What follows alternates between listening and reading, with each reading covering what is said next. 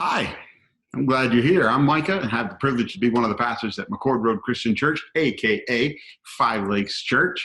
And I'm joined here by Pastor Becky Rydman, our kids ministry pastor. Hey. There you go. Hi. It's been a while since we've been connected, actually in the same place, and so we're keeping as much social distancing as we can and still be in the same frame on the camera here. But we're together to talk a little bit about families and families worshiping together. The fact of the matter is we have both an incredibly cool opportunity as well as somewhat a challenging opportunity in worshiping together.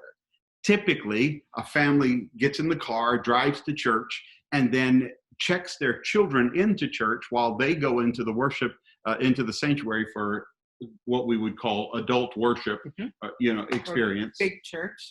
Or big church, yes, either one. And then your children are taken care of well. They're taught lessons that pertain to them at their age level, and then you go pick them up at the end of the service time and go home, and you resume, quote, real life at that particular point. Well, right now we're in a stage where we are having to do all of that in one place. In fact, our homes have literally become our sanctuaries. And so that is a unique situation that we find ourselves in. Yes. And I was thinking our sanctuaries, our schools, our restaurants, our homes have become everything right now. Absolutely.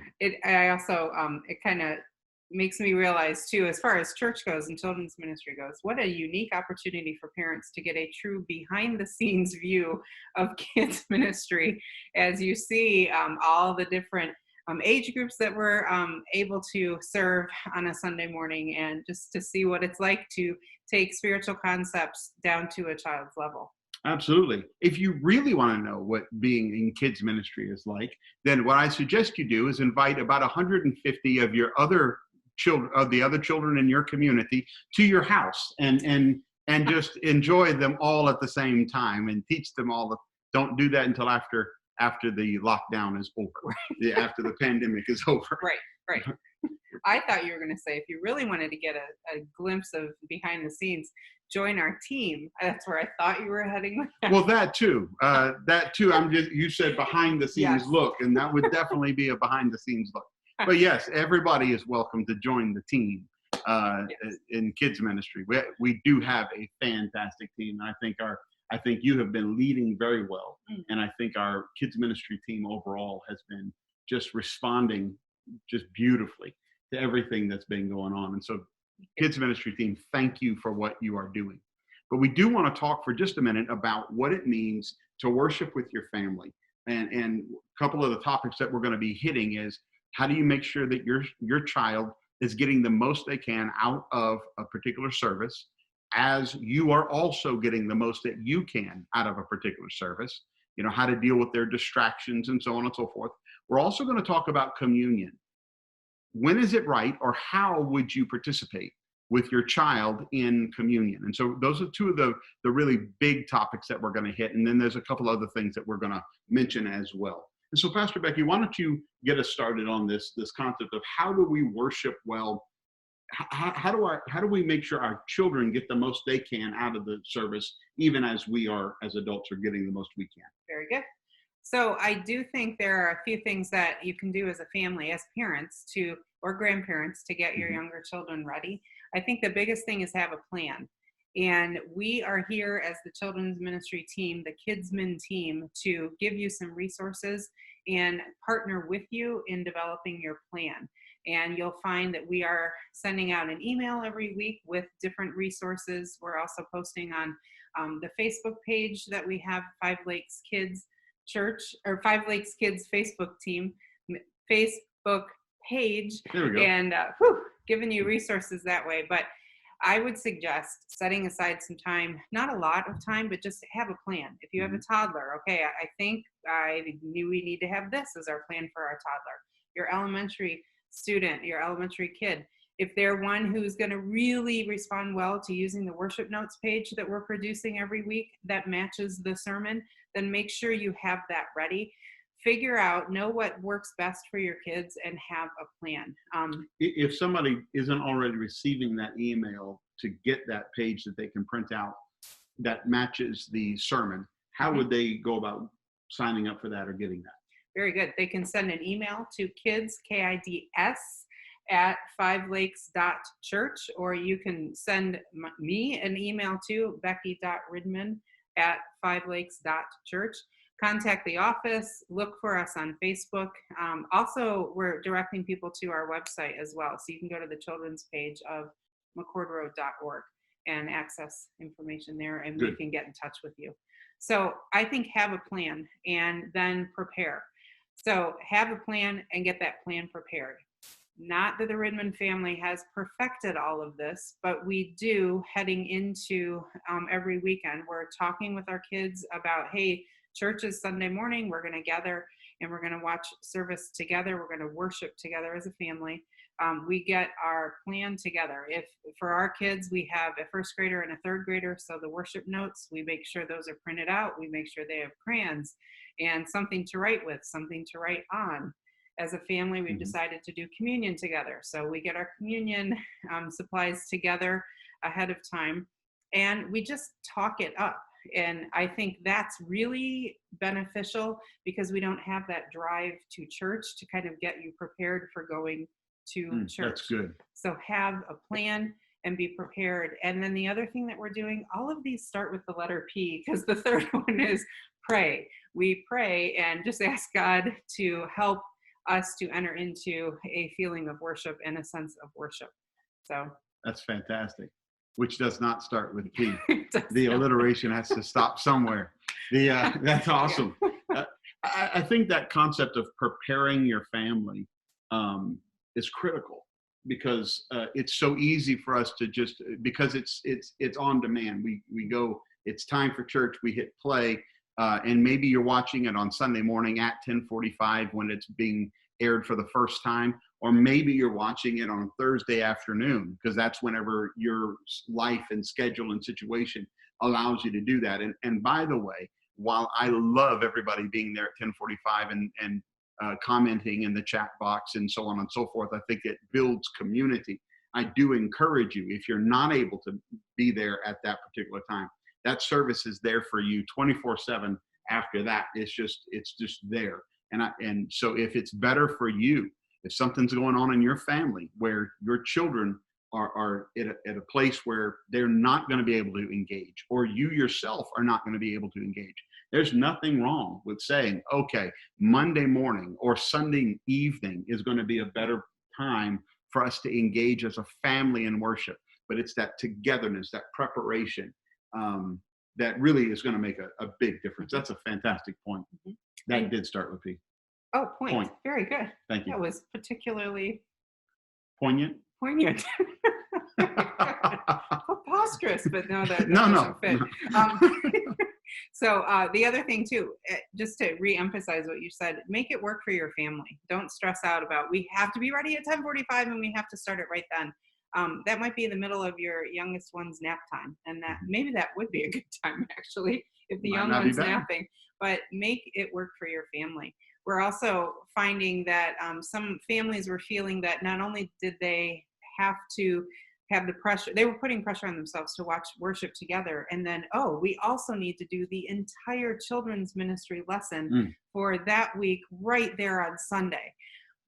Please don't pressure yourself and put that on you. We want to encourage you. We are putting out a lot of resources. Make that work for your family. I'm actually, in our Rydman home, we're actually stretching that out throughout the week so that we're taking little segments of each of the elementary activities, and that way we're able to have a family devotion time throughout the week. So make this work for your family. That's beautiful.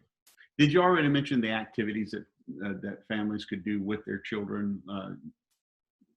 You had mentioned at one point in our conversation things like Play-Doh and stuff like that I thought was fantastic. So there's two things that we are producing and providing for you. Those start with the letter P too. This is brought to you by the letter P, like Sesame Street. We haven't been around each other much, so sorry. None of this was planned. Anyway, go ahead. Preposterous. So yes, we are providing resources for you to use with your child during the worship time. One thing I thought of later is snack. Maybe give them a snack and something to drink, just to kind of quiet them during that time. But here's a way that you can possibly enter into worship. I would suggest everyone is all in on the songs. Sing and praise and worship together. Enter into worship together. Praying is something that everyone can do, all ages. And then when it comes time to the sermon, that's where some of these resources I think are going to be really helpful. So Play-Doh prompts, which both start with the letter P. Wow. So those are provided for our toddlers and preschoolers, and as a way of just giving them some familiarity with what they're used to on a Sunday morning, because this is something that we do in room 3. So I read through the sermon, the notes ahead of time, and then craft those Play-Doh prompts so that they go along with the sermon. And so as a parent, you can just easily say, oh, hey, make a heart. And then Pastor Micah is going to be talking about the love of Christ. With the elementary kids, and we're taking the worship notes page and crafting that so that it is specific to the worship notes. So those are just a couple activities that we have there just to help. So that's for Sunday morning family worship. And then we have other resources for you to use throughout the week. We know that the younger kids are used to seeing Ollie, and that Ollie video is really important. So we're making that available every week. On Saturdays, you'll have access to that through our Facebook or through our website.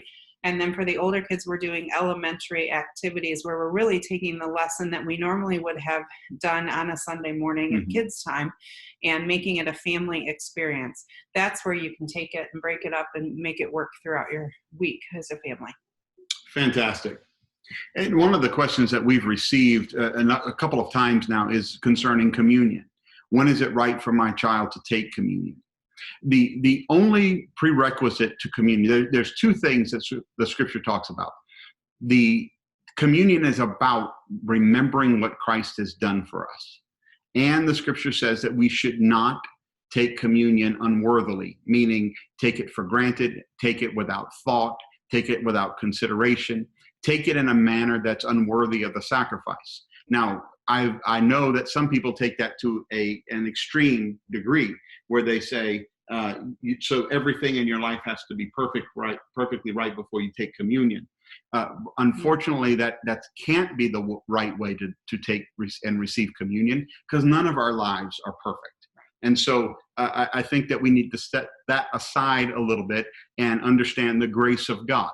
So when is a child ready to receive communion?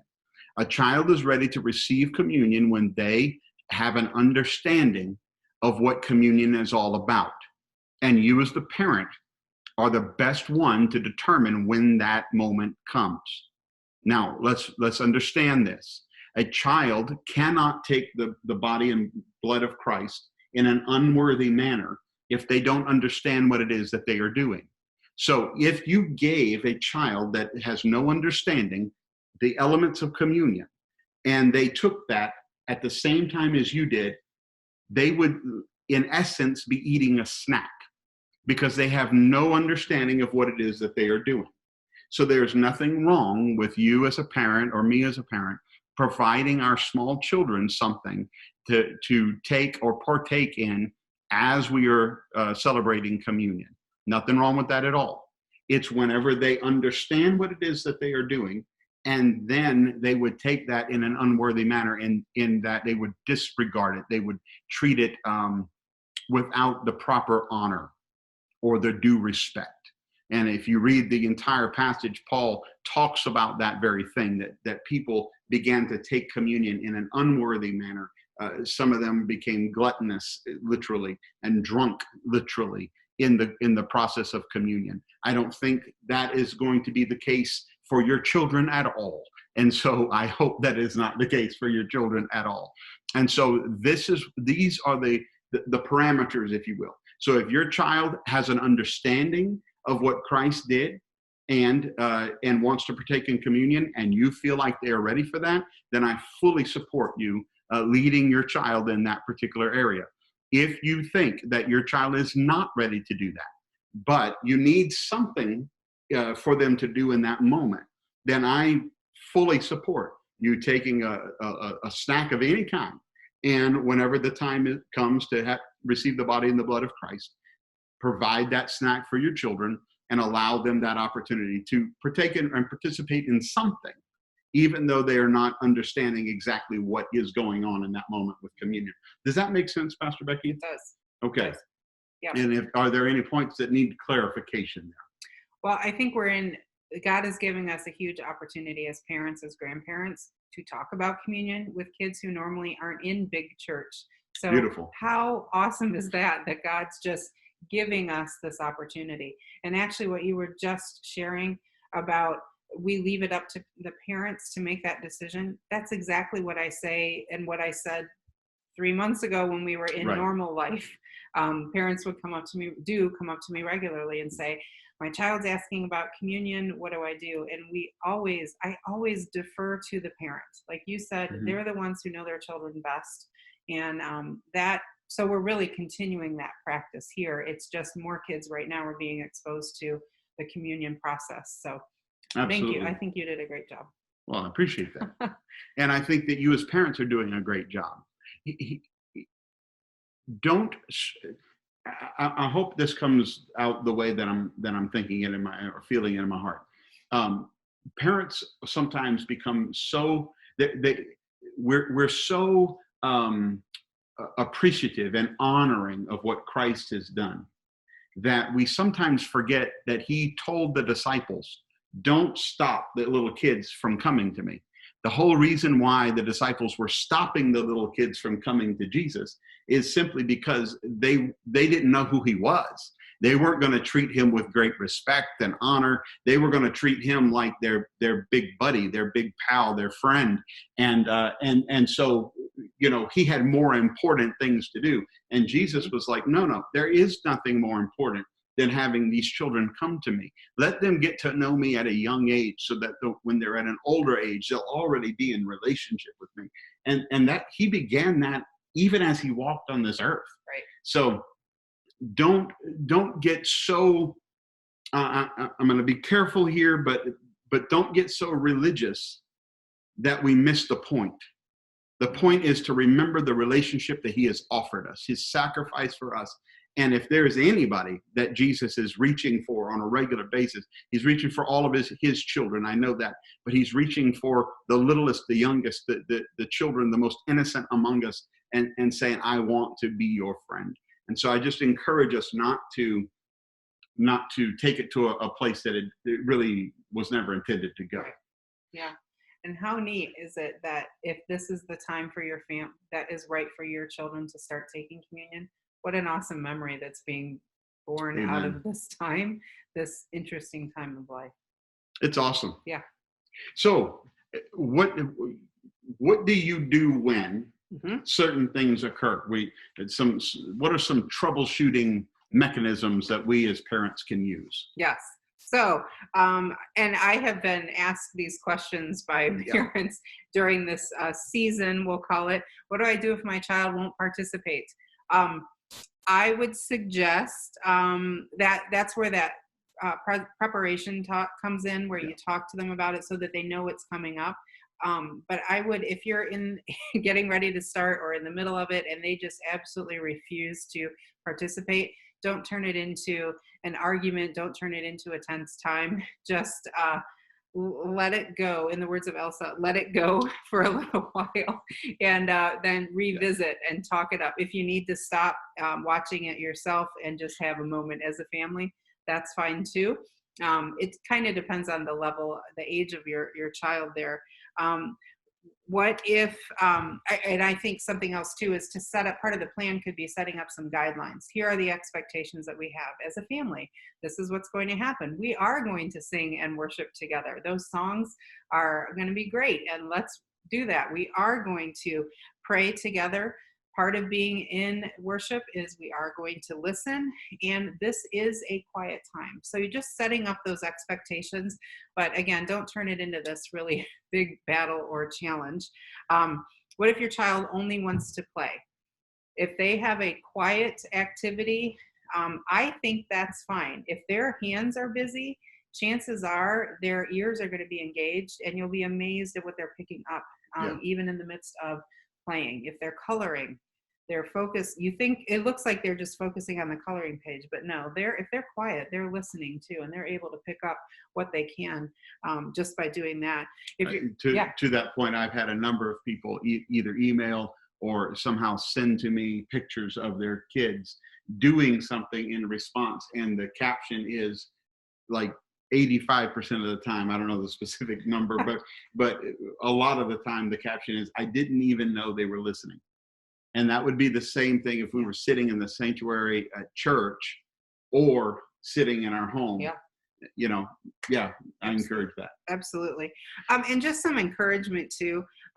Not everyone worships or listens the same way. Yeah. And so as adults, chances are we're not going to be fidgeting and doing stuff. But we're adults, and that's how we listen, and that's how we listen differently. Just like kids learn differently, people learn differently, people worship differently Right. too, and enter into that. And parents, this is a process. This is completely new for most of the kids. And so be patient and celebrate the wins. If your family this week gets through all of the worship songs and through the communion time, and then there's a meltdown, hey, you just had worship time together and you got through communion, and woohoo, celebrate that. And then try to engage a little bit more each week. It could be a building time. Don't expect perfection. Just like God doesn't expect perfection from us. Obviously, we're not going to expect that from our kids too. But the more you talk about it ahead of time, the more you set guidelines.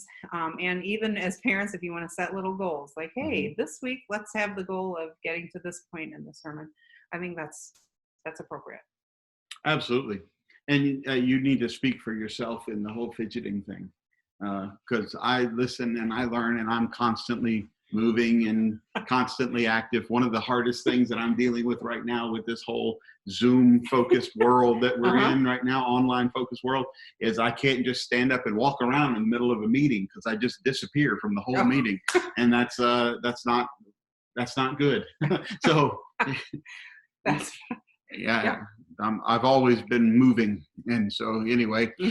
Well, I appreciate, Pastor Becky, your leading in this, because these are real questions that have been asked repeatedly throughout the last couple of weeks here, and so we just thank you for taking the time to address them. And we encourage you, send us those pictures. Send us those pictures and emails, and let us know what your family's doing. I love receiving it, and if you give us the permission to, we love sharing that kind of stuff, because you don't recognize the value and encouragement that it brings to other people whenever they can see you and your family participating in the community of believers in one way or another. And that includes a child doing something completely and totally beautiful in worship, and them doing something entirely hilarious in worship. And sometimes the thing that a parent thinks is horrible, other people find completely hilarious. Yeah. And so I just encourage you, send it to Pastor Becky, send it to myself, post it on Facebook, tag Five Lakes Church or McCord Road Christian Church, or tag one of us, and we'd love to just be involved in what's going on in your family. So God bless you. Yeah. And thank you.